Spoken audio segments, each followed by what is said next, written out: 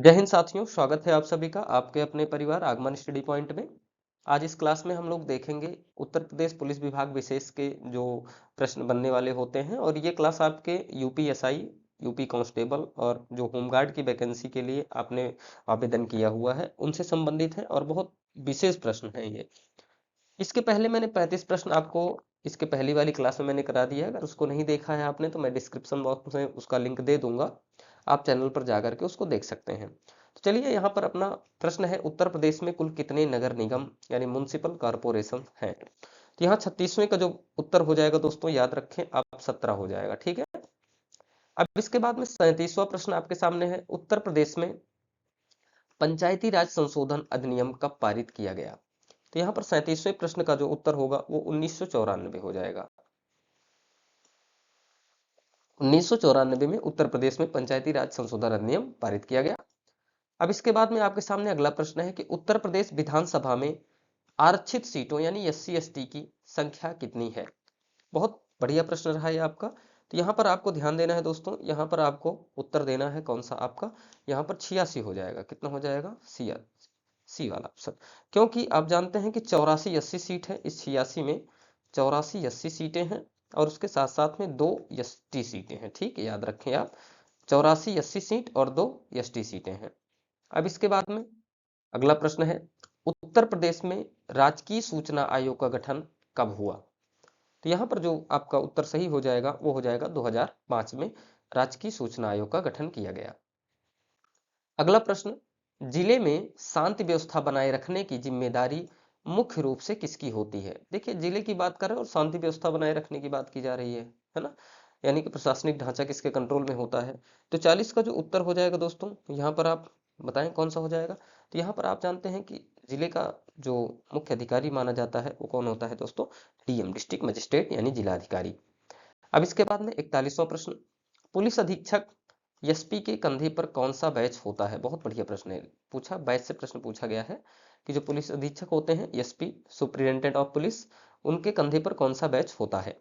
तो 41 का जो उत्तर हो जाएगा दोस्तों, ये हो जाएगा कि यहाँ पर आपके सामने एक अशोक स्तंभ हो जाएगा। कौन सा हो जाएगा दोस्तों? एक अशोक स्तंभ। यही आपका सही उत्तर हो जाएगा। अब इसके बाद हम लोग देख रहे हैं 42वां, प्रदेश में क्षेत्राधिकारी सीओ का पद किसके समान होता है? तो 42 का उत्तर हो जाएगा, याद रखिएगा, जो सीओ होते हैं वो एक डीएसपी के समान होते हैं। किसके समान होते हैं? डीएसपी। ठीक है, डिप्टी सुप्रिटेंडेंट ऑफ पुलिस। ठीक है। अब इसके बाद में 43वां प्रश्न है कि उत्तर प्रदेश में रेलवे पुलिस यानी जीआरपी का मुख्यालय कहाँ है? तो यहाँ पर जो आपका उत्तर हो जाएगा 43 का, आपको ध्यान देना है, इसका उत्तर हो जाएगा बी, लखनऊ। अब इसके बाद दोस्तों 44वां प्रश्न, पुलिस रेगुलेशंस के अनुसार एक कांस्टेबल को एक वर्ष में कितने आकस्मिक अवकाश यानी सीएल, कैजुअल लीव मिलते हैं? तो यहाँ पर 44 का जो उत्तर हो जाएगा वो आपको याद रखना है, कम से कम आप जानते हैं कितने दिन का? 30 दिन की कैजुअल लीव ले सकता है एक साल के अंदर अंदर। ठीक है। अब इसके बाद में अगला प्रश्न है 45वां, थाना स्तर पर अपराध रजिस्टर यानी क्राइम रजिस्टर जो होता है, क्राइम रजिस्टर को किस नंबर से जाना जाता है? तो यहाँ 45 का जो उत्तर हो जाएगा रजिस्टर नंबर 4 के नाम से जाना जाता है, जो क्राइम रजिस्टर होते हैं। अगला प्रश्न, उत्तर प्रदेश में जेल पुलिस किसके नियंत्रण में होती है? तो यहाँ जो आपका 46 हो जाएगा उसका उत्तर कौन सा हो जाएगा? महानिरीक्षक कारागार इनके नियंत्रण में होती है। अब इसके बाद दोस्तों 47वां प्रश्न है, जिले में अपराध रोकने के लिए गश्त यानी पेट्रोलिंग का आदेश कौन देता है? तो 47 में आप याद रखें कि जो जिले में अगर पेट्रोलिंग यानी गश्त करने का अगर आदेश दिया जा रहा है तो वो कौन देता है? एसएचओ देता है, थाना प्रभारी देता है। ठीक, याद रखिए आप। अब इसके बाद में अगला प्रश्न 48वां, उत्तर प्रदेश पुलिस में bureau of police research and development का क्षेत्रीय केंद्र कहाँ है? तो 48वें का उत्तर हो जाएगा आपका गाजियाबाद। याद रखें आप कि bureau of police research and development का जो केंद्र है वो गाजियाबाद है। अगला प्रश्न 49वां है, उत्तर प्रदेश की महिला पुलिस कर्मियों के लिए कौन सी हेल्पलाइन नंबर है? तो यहाँ पर आपको ध्यान देना है, महिला पुलिस कर्मियों के लिए कौन सी हेल्पलाइन नंबर है? तो 49 में आपका जो उत्तर हो जाएगा वो 1090 हो जाएगा। याद रखें, महिलाओं के लिए आपका नंबर यहाँ पर जारी किया गया है। अगला प्रश्न 50वां, प्रथम सूचना रिपोर्ट FIR यानी फर्स्ट इंफॉर्मेशन रिपोर्ट दंड प्रक्रिया संहिता की किस धारा के तहत दर्ज की जाती है? तो जो यहाँ पर 50 का उत्तर हो जाएगा, आपको याद रखना है धारा 154 के अंतर्गत दर्ज की जाती है। ठीक, अब इसके बाद में दोस्तों अगला प्रश्न, उत्तर प्रदेश के राज्यपाल की नियुक्ति कौन करता है? बहुत बढ़िया है प्रश्न और ये मोस्ट इंपॉर्टेंट प्रश्न है आपका 51 का। तो यहाँ पर जो आपको याद रखना है 51 का जो उत्तर हो जाएगा, आपको पता होना चाहिए कि उत्तर प्रदेश के राज्यपाल की नियुक्ति कौन करता है? भारत का राष्ट्रपति करता है। ठीक, अब इसके बाद में आपका अगला प्रश्न है दोस्तों, प्रदेश में राज्य वित्त आयोग का गठन कितने वर्षों के अंतराल पर होता है? तो आपको याद रखना है 5 वर्षों के अंतराल पर होता है। नेक्स्ट, उत्तर प्रदेश में राजस्व परिषद बोर्ड ऑफ रेवेन्यू की स्थापना कब की गई? तो यहाँ जो 53 का उत्तर हो जाएगा वो याद रखना है आपको 1831 प्रयागराज में की गई थी। कहाँ की गई थी दोस्तों? प्रयागराज में। ये भी याद रखें आप, कहाँ की गई थी? प्रयाग में की गई थी, प्रयागराज में। ठीक, अब इसके बाद में अगला प्रश्न 54, उत्तर प्रदेश लोक सेवा आयोग के सदस्यों की सेवानिवृत्ति आयु कितनी है? तो यहाँ पर 54 का जो उत्तर हो जाएगा वो आपको याद रखना है 62 वर्ष होता है। क्या होता है? 62 वर्ष की आयु में सेवानिवृत्त हो जाते हैं। 55वां प्रश्न है, उत्तर प्रदेश विधान परिषद में कुल कितने सदस्य हैं? बहुत ही बेहतर प्रश्न रहा। तो यहाँ पर आपको याद रखना है विधान परिषद में कुल कितने सदस्य होते हैं? 100 सदस्य होते हैं।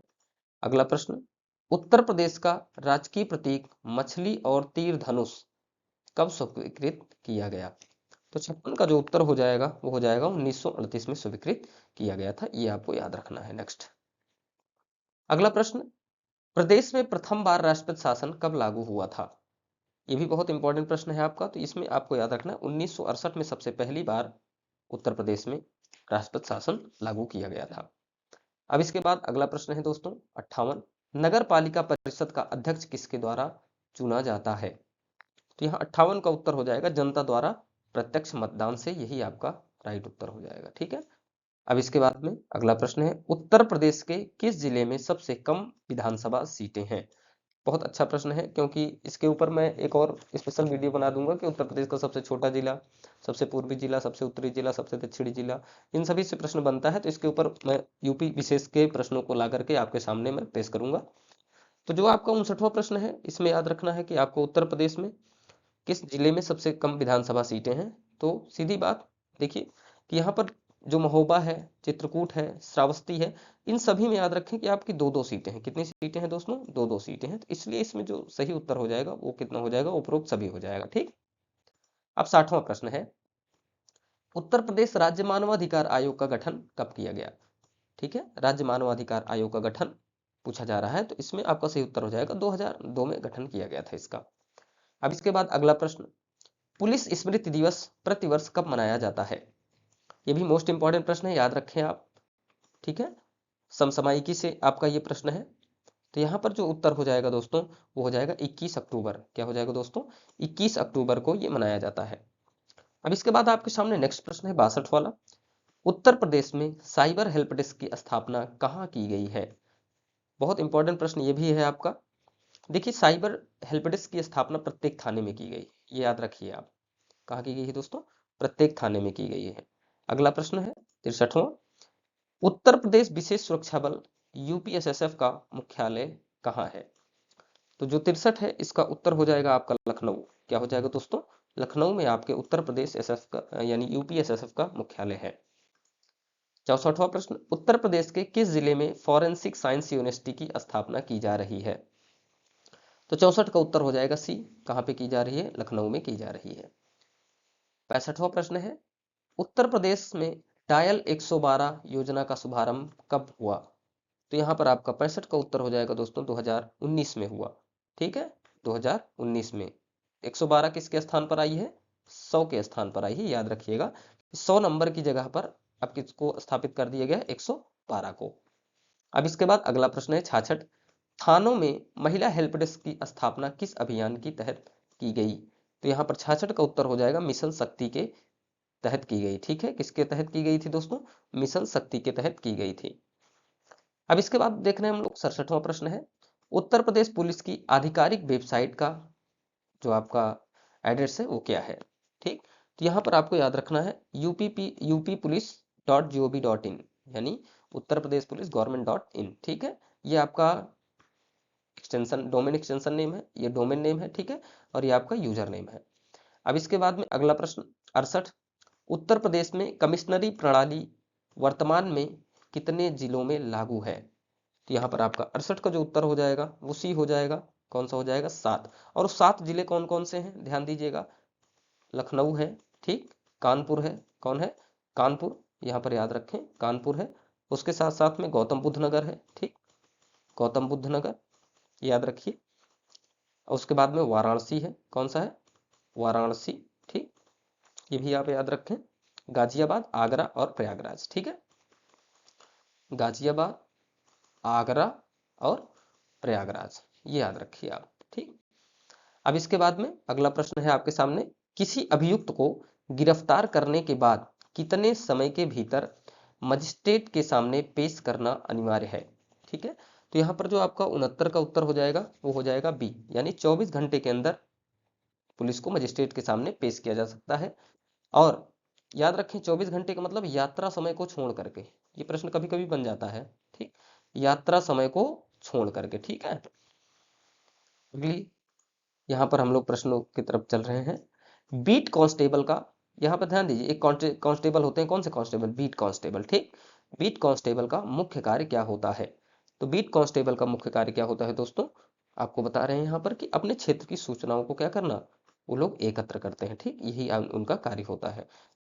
तो दोस्तों इस क्लास में इतना ही, मिलेंगे आपसे अगली वीडियो के साथ में ऐसे ही इंपॉर्टेंट प्रश्नों के साथ में।